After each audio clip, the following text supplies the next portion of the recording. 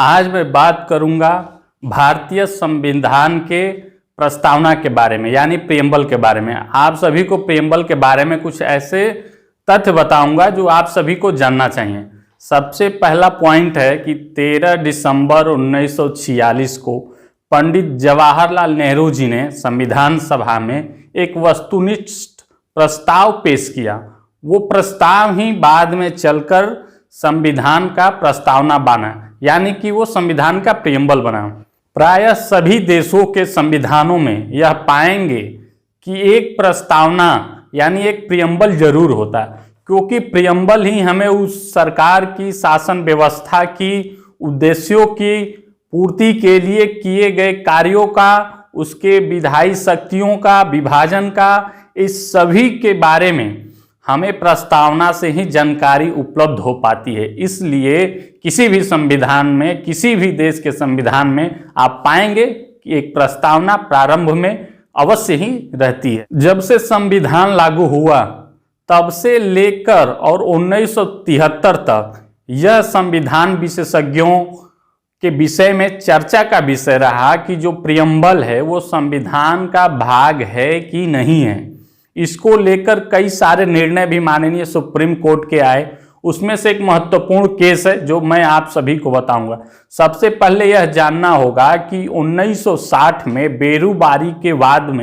बेरूबारू संघ के वाद में माननीय सुप्रीम कोर्ट ने यह तो माना कि जो प्रियम्बल है वो संविधान का महत्वपूर्ण भाग है, परंतु वह संविधान के भाग को मानने से इनकार कर दिया, यानी वो प्रियम्बल को संविधान का भाग नहीं माना। इस प्रकार से उस केस के माध्यम से हम समझ पाए कि जो प्रस्तावना है वो तो महत्वपूर्ण है परंतु संविधान का भाग नहीं है। उसके कुछ वर्ष के बाद यानी 1973 में एक पूरे भारत के लिए और पूरे संविधान के लिए एक ऐतिहासिक फैसला आया जो आप सभी जानते हैं, केशवानंद भारती वर्सेस केरल राज्य 1973 का।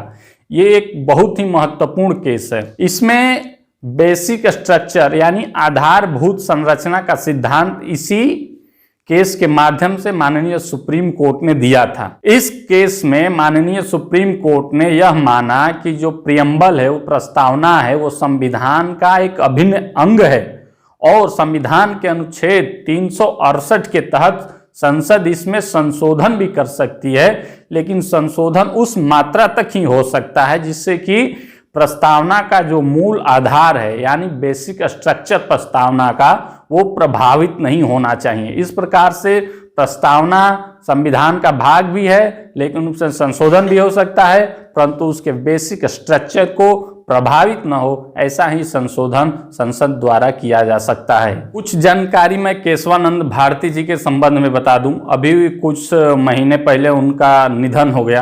केशवानंद भारती एक वकील यानी अधिवक्ता भी थे और केरल में एक बड़े संत यानी पीठाधीश्वर भी थे। उन्हीं का केस है केशवानंद भारती, जो कि कुछ महीने पहले उनकी मृत्यु हो गई। प्रस्तावना के संबंध में एक महत्वपूर्ण तथ्य और भी है कि 1976 यानी 22वें संविधान संशोधन 1976 के द्वारा प्रियम्बल में 3 शब्द जोड़े गए। पहला समाजवाद, दूसरा है धर्मनिरपेक्षता और तीसरा है अखंडता।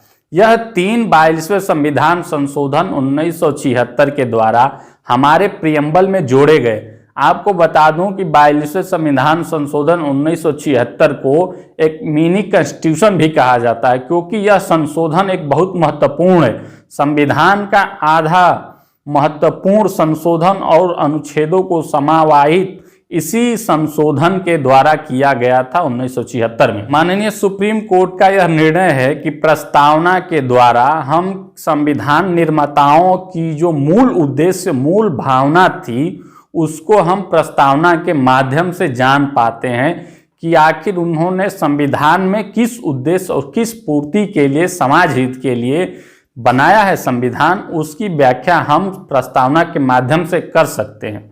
प्रस्तावना जो होता है वह अप्रवर्तनीय होता है, यानी उसका आधार लेकर आप न्यायालय में नहीं जा सकते हैं। अप्रवर्तनीय का मतलब गैर न्यायिक, यानी इसको आप फंडामेंटल राइट की तरह नहीं ले सकते हैं। इसके आधार पर कोई भी मुकदमा सुप्रीम कोर्ट में नहीं चल सकता है। प्रस्तावना के संबंध में के.एम. मुंशी जी ने प्रस्तावना को संविधान का जन्म कुंडली कहा था। इस प्रकार से आप समझ सकते हैं कि भारतीय संविधान की प्रस्तावना कितनी महत्वपूर्ण है, इसमें कब संशोधन किया गया था, इसको संशोधन किया जा सकता है या नहीं किया जा सकता है, क्या यह संविधान का भाग है या नहीं है। आप सभी को मैं 2 केसों के माध्यम से बताया। पहला बेरूबारी का केस 1960 और दूसरा केशवानंद भारती वर्सेस केरल राज्य 1973। इस प्रकार से आपने प्रियम्बल को समझा और जाना।